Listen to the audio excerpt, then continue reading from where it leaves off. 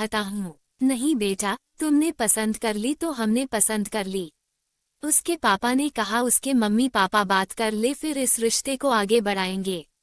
नील ये सुनकर बहुत कुछ हुआ और माही के मम्मी पापा का नंबर तुरंत अपने मम्मी पापा का दे दिया। कुछ दिन बाद दोनों का रिश्ता पक्का कर दिया। माही सावले रंग रूप की थी, हाँ, आंखें जरूर बड़ी थी, लेकिन उसे देखकर सुजाता को लगा कि मैं तो इससे अच्छी ढूंढ लाती। गोरी चिट्टी पर मन महसूस कर रह गई। सगाई धूमधाम से हुई, शादी भी हो गई, पर सुजाता को चिंता थी कि कोई मेहमान बहू के सांवले रंग पर ना कुछ बोल दे। लेकिन उसने देखा माही के चेहरे पर एक मुस्कान रहती थी। दुल्हन थी माही, पर फिर भी सबका ध्यान रख रही थी। आपने पानी लिया, कुछ खाया। सब रिश्तेदार तारीफ करते नहीं थक रहे थे, पर माही ज्यादा बोलती नहीं थी। शायद उसकी आदत ही ऐसी थी, कम बोलना। सुजाता को माही से ज्यादा बातें करने का समय नहीं मिला। पहले मेहमान रहे, फिर वो हनीमून पर चले गए।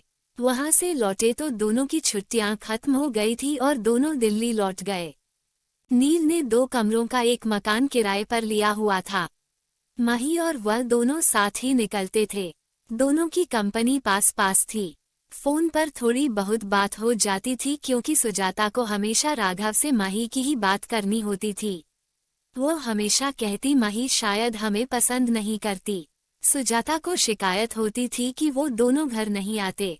इस पर उसके पति राघव उसे समझा देते कि उनको छुट्टी नहीं मिल रही होगी। अभी शादी पर ली तो थी कितनी सारी छुट्टी, पर सुजाता के मन में एक डर था।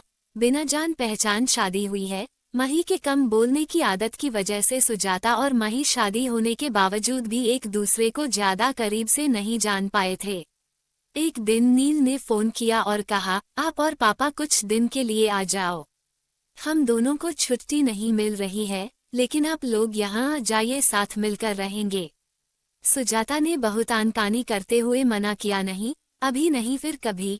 लेकिन नील मानने को तैयार ही नहीं था। अच्छा, तेरे पापा से पूछकर बताऊंगी।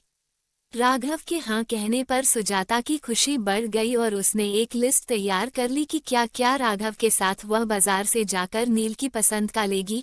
माही की भी खाने पीने की पसंद उसे पता चल चुकी थी, इसलिए उसने लड्डू, पंजीरी और घर का भी काफी सामान बना लिया था और बाजार से भी उनके लिए शर्ट और सूट खरीद लाई थी।